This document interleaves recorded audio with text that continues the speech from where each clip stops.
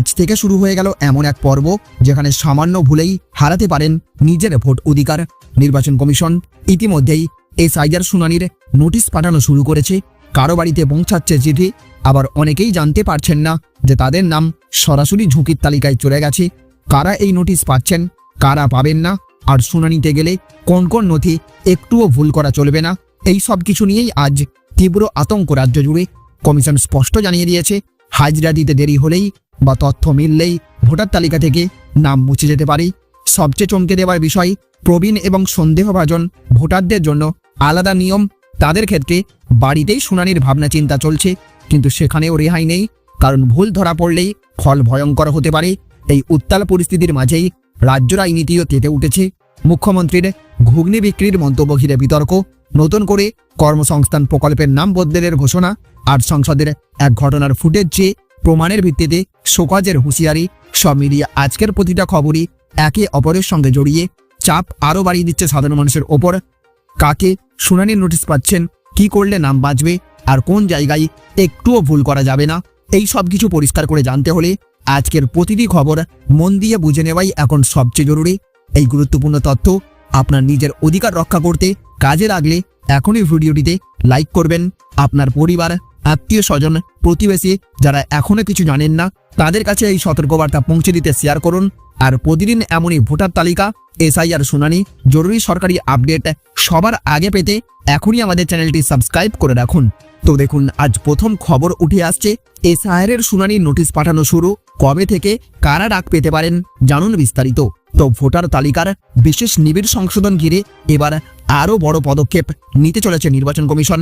আজ থেকেই রাজ্যের লক্ষ লক্ষ ভোটারের কাছে শুনানির জন্য নোটিশ পাঠানো শুরু করেছে। কমিশন সূত্রে জানা গিয়েছে যে 2002 সালের ভোটার তালিকার সঙ্গে কোনো যোগসূত্র মেলেনি। এই রকম প্রায় 30,59,000-এর বেশি ভোটারকে নো ম্যাপিং তালিকাতে রাখা হয়েছে। এই তালিকায় যে সমস্ত ভোটার থাকবে সেই সমস্ত ভোটারের কাছেই আলাদা করে নোটিশ পাঠানো হবে। নোটিশটি পাওয়ার পর সংশ্লিষ্ট ভোটারদের 7 দিনের সময় দেওয়া হবে। কোথায় এবং কখন শুনানি হবে সেই সমস্ত তথ্য নোটিশেই স্পষ্ট করে জানিয়ে দেওয়া হবে। শুনানিতে হাজির হয়ে সেই সব ভোটারদের নিজেদের পরিচয় এবং ভোটার হবার যোগ্যতা প্রমাণ করতে হবে। শুধুমাত্র নো ম্যাপিং তালিকাভুক্ত ভোটাররাই নন, কমিশনের নজরে রয়েছে আরও 1 কোটিরও বেশি সংখ্যক ভোটার। এই দলে পড়ছে প্রায় 1,36,00,000 ভোটার, যাদের নাম খসড়া ভোটার তালিকায় থাকলেও তারা ইনুমারেশন ফর্মে যে সমস্ত তথ্য দিয়েছেন সেই সমস্ত তথ্য নিয়ে একাধিক প্রশ্ন উঠেছে। এই ভোটারদের ক্ষেত্রে প্রথমে বুথ স্তরের অফিসাররা তথ্য যাচাই করবেন। সেই যাচাই হবার পরও যাদের বিষয়ে সন্দেহ থেকে যাবে শুধুমাত্র তাদেরই শুনানির জন্য ডাকা হবে। নির্বাচন কমিশন আরও জানিয়েছে যে আগামী 7ই ফেব্রুয়ারি পর্যন্ত এই শুনানি পর্ব চলবে। প্রতিটি বিধানসভা এলাকাতেই বহু জায়গায় শুনানির ব্যবস্থা রাখা হচ্ছে, যাতে ভোটারদের কোনো রকমের অসুবিধা না হয়। কমিশন আগেই জানিয়েছিল যে শুনানির সময় ভোটারদের পরিচয় এবং ঠিকানা প্রমাণের জন্য মোট 13 ধরনের নথি গ্রহণযোগ্য হবে। প্রয়োজনে একাধিক নথিও দেখাতে হতে পারে। এই প্রক্রিয়া শেষ হলে আগামী 14ই ফেব্রুয়ারি চূড়ান্ত ভোটার তালিকা প্রকাশ করা হবে বলে কমিশন সূত্রের খবর। তবে শুনানির নির্ধারিত দিনে যদি কেউ শুনানিতে হাজির হতে না পারেন তাহলে কি হবে তা নিয়েও প্রশ্ন উঠেছে। কমিশনের সূত্রের খবর, বিশ্বাসযোগ্য কারণ দেখাতে পারলেই সংশ্লিষ্ট ভোটারকে অতিরিক্ত সময় দেওয়া হতে পারে। এদিকে বয়সজনিত সমস্যার কথা মাথায় রেখে রাজ্যের মুখ্য নির্বাচনী আধিকারিক মনোজ কুমার আগরওয়াল কমিশনে একটি বিশেষ প্রস্তাব পাঠিয়েছেন। তার পাঠানো সেই প্রস্তাবে বলা হয়েছে যে যাদের বয়স 85 বছরের বেশি তাদের ক্ষেত্রে প্রয়োজন হলে বাড়িতেই শুনানির ব্যবস্থা করা হোক। সমস্তটা মিলিয়ে চূড়ান্ত ভোটার তালিকা প্রকাশ করার আগে কমিশন যে এবার বেশ কড়া এবং বিস্তারিত যাচাইয়ের পথে হাঁটছে তা কিন্তু স্পষ্ট। শুধু তাই নয়, সাথে সাথে আজ আরও একটি বড় খবর উঠে আসছে।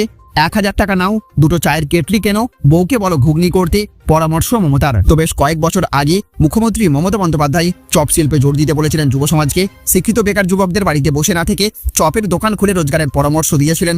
বলেছিলেন এটাও তো একটা শিল্প, যা পরে বাংলার রাজনীতিতে চপ শিল্প কটাক্ষে পরিণত হয়। ফের মুখ্যমন্ত্রী মমতা বন্দ্যোপাধ্যায়ের মুখে বিকল্প উপার্জনের পথ। এবার চা ঘুগনির ব্যবসা করতে বললেন মমতা।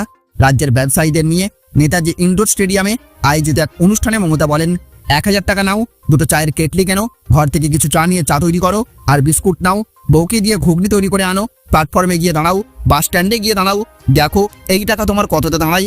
নেতাজি ইন্ডোর স্টেডিয়াম থেকে মমতার এই বার্তাকে কেন্দ্র করে শুরু হয়েছে জোর চর্চা। শুধু তাই নয়, সাথে সাথে আজ আরও একটি বড় খবর উঠে আসছে।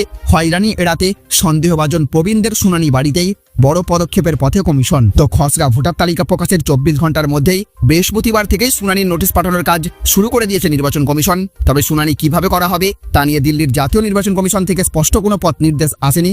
তবে বয়স্ক মানুষদের ক্ষেত্রে শুনানি যাতে বাড়িতে করা সম্ভব হয় সেই জন্য ইতিমধ্যেই নির্বাচন কমিশনের কাছে আবেদন জানিয়েছে মুখ্য নির্বাচন কমিশন অর্থাৎ সিইও দপ্তর। সূত্রের খবর, 85 বছর বা তার ঊর্ধ্বে কোনো ব্যক্তি যদি শুনানির আওতায় পড়েন সেক্ষেত্রে শুনানির জন্য কোথাও যেতে হবে না। জাতীয় নির্বাচন কমিশনের সবুজ সংকেত মিললে বাড়িতেই হবে শুনানি। এমনকি অসুস্থ হলেও এই সুবিধা পাবেন সংশ্লিষ্ট ব্যক্তি। আপাতত প্রথম পর্যায়ে 2002 তালিকায় যাদের বাবা মা বা ঠাকুরদা ঠাকুমার নাম পাওয়া যায়নি তাদেরই নোটিশ দেওয়া হচ্ছে। এই ধরনের ভোটারের সংখ্যাটা প্রায় 31 লক্ষ বলে কমিশন সূত্রের খবর। তবে এই শুনানি আগামী সপ্তাহের মাঝামাঝির আগে শুরু হতে পারছে না বলে মনে করছেন কমিশন কর্তারা। আগের দিনই রাজ্যের মুখ্য নির্বাচন আধিকারিক মনোজ আগরওয়াল জানিয়ে দিয়েছিলেন তালিকায় নাম থাকা যে ভোটারদের তালিকায় নাম থাকা যে ভোটারদের জমা দেওয়া তথ্য বা নথি নিয়ে সংশয় রয়েছে তাদের শুনানিতে ডাকা হবে। কবে এবং কোথায় তাদের হাজিরা দিতে হবে তা জানিয়ে বাড়িতে নোটিশ দিয়ে আসবেন সংশ্লিষ্ট বুথের বিএলওরা। সেই মতো এদিন সকাল থেকেই এলাকার ম্যাপিং না হওয়া 2002 সালের ভোটার তালিকায় পাওয়া যায়নি এমন নাম ভোটারদের বাড়ি বাড়ি গিয়ে নোটিশ ধরানো শুরু করেছেন বিএলওরা। তবে এক্ষেত্রে প্রবীণ নাগরিকদের যাতে কোনো রকম হয়রানির মুখে পড়তে না হয় সেই দিকে তাকিয়ে ইতিমধ্যে রাজ্যের মুখ্য নির্বাচনী আধিকারিক দিল্লির জাতীয় নির্বাচন কমিশনের সঙ্গে বৈঠক করেছেন বলেও খবর। বাড়িতে শুনানির ক্ষেত্রে সংশ্লিষ্ট এইআরওরা থাকবেন, পাশাপাশি বুথ লেভেল অফিসারকেও থাকতে হবে বলে খবর। যদিও সবটাই দিল্লির অনুমতির অপেক্ষায় রয়েছে বলেই খবর। এছাড়াও দেখুন আজ আরও একটি বড় খবর উঠে আসছে। কর্মশ্রী নয়, এবার জব স্কিমের নাম মহাত্মা গান্ধী। জিরামজি বিল বিতর্কের মাঝেই ঘোষণা মুখ্যমন্ত্রী মমতার। তো পশ্চিমবঙ্গের মুখ্যমন্ত্রী মমতা বন্দ্যোপাধ্যায় ঘোষণা করেছেন যে তার সরকার গ্রামীণ কর্মসংস্থান গ্যারান্টি প্রোগ্রাম কর্মশ্রীর নাম পরিবর্তন করে মহাত্মা গান্ধীর নামে করবে। তিনি কেন্দ্রের বিজেপি সরকারকে 20 বছরের পুরনো মনরেগা প্রকল্পের পরিবর্তে ভিভিজি রামজি প্রকল্প চালু করার চেষ্টা করার অভিযোগ করেছেন। এক ব্যবসা এবং শিল্প সম্মেলনে মমতা বন্দ্যোপাধ্যায় সরাসরি বিজেপির নাম না করে বলেন যে কিছু রাজনৈতিক দল যদি আমাদের জাতীয় প্রতীকদের সম্মান না করে তাহলে তা লজ্জার বিষয়। লোকসভায় বিকশিত ভারত রোজগার এবং আজীবিকা মিশন এর জন্য গ্যারান্টি বিল পাস হওয়ার পরে তার এই ঘোষণা আসে, যা মহাত্মা গান্ধী জাতীয় গ্রামীণ কর্মসংস্থান গ্যারান্টি আইন 2005 প্রতিস্থাপন করবে। ধন্য অডিটোরিয়ামে এক ব্যবসায়িক সভায় ভাষণ দিতে গিয়ে মমতা বন্দ্যোপাধ্যায় বলেন, আমি লজ্জিত যে তারা মনরেগা কর্মসূচি থেকে মহাত্মা গান্ধীর নাম সরিয়ে দেওয়ার সিদ্ধান্ত নিয়েছে, কারণ আমিও এই দেশের, আমরা এখন জাতির জনককেও ভুলে যাচ্ছি। তিনি আরও বলেন, আমরা এখন আমাদের রাজ্যের কর্মশ্রী প্রকল্পের নাম পরিবর্তন করে মহাত্মা গান্ধীর নামে রাখবো। কর্মশ্রী প্রকল্পের আওতায় রাজ্য সরকার সুবিধাভোগীদের 75 দিনের কাজ দেওয়ার দাবি করে। মমতা বন্দ্যোপাধ্যায় অভিযোগ করেন যে কেন্দ্রীয় সরকার মনরেগার আওতায় তহবিল আটকে রাখছে। এছাড়াও দেখুন আজ আরও একটি বড় খবর উঠে আসছে। ফুটেজ দিন, প্রমাণ হলে শোকজ করা হবে।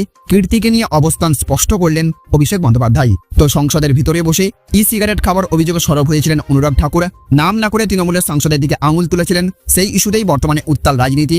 কাকে ইঙ্গিত করেছিলেন বিজেপি সাংসদ সেই নিয়ে তখন তেমন কিছু স্পষ্ট করা না হলেও আজ বেলা গড়াতেই এই নিয়ে ফুটেজ প্রকাশ করা হয়। তাতে কীর্তি আজাদকে দেখা যায়। এই নিয়েই এবার মুখ খুললেন তৃণমূলের সর্বভারতীয় সভাপতি অভিষেক বন্দ্যোপাধ্যায়। পরিষ্কার জানিয়ে দিলেন ফুটেজ না দেখা পর্যন্ত তিনি কোনো মন্তব্য করবেন না। অভিযোগ প্রমাণ হলে দলীয় স্তরে পদক্ষেপ করা হবে। আবহে তৃণমূলের বক্তব্য, 5 সেকেন্ডের ঝাপসা ভিডিও বা মুখ ঢাকা কোনো ফুটেজ দেখে সিদ্ধান্ত পৌঁছানো যায় না। অভিষেক বন্দ্যোপাধ্যায় বলেন, পার্লামেন্টে কম করে 100টা ক্যামেরা আছে, অফিসিয়াল ফুটেজ দিন, রিলিজ করুন, দরকার হলে দলীয় স্তরে তদন্তের ব্যবস্থা হবে, কারো স্পেকুলেশনের ওপর মন্তব্য করব না। তাহলে বন্ধুরা বুঝতে পারলেন, এই ছিল আজকের কিছু গুরুত্বপূর্ণ খবর। আজকের ভিডিওটি যদি আপনাদের ভালো লেগে থাকে তাহলে অবশ্যই একটা লাইক দিন, বন্ধুদের সঙ্গে শেয়ার করুন আর চ্যানেলটি সাবস্ক্রাইব করতে ভুলবেন না। পাশে থাকা বেল আইকনটিকে প্রেস করুন যাতে ভবিষ্যতে আমরা যখনই নতুন কোনো গুরুত্বপূর্ণ খবর নিয়ে আসি আপনি সবার আগে তা দেখতে পান। আপনার মতামত জানাতে ভুলবেন না কমেন্টে, কারণ আপনার প্রতিটি মন্তব্য আমাদের আগামী ভিডিওগুলোকে আরও ভালো করার পথে সাহায্য করে। দেখা হবে খুব তাড়াতাড়ি নতুন এক ভিডিওতে, নতুন খবর আর নতুন বিশ্লেষণ নিয়ে। ততক্ষণ পর্যন্ত ভালো থাকুন, সাবধানে থাকুন এবং সত্যের পাশে থাকুন।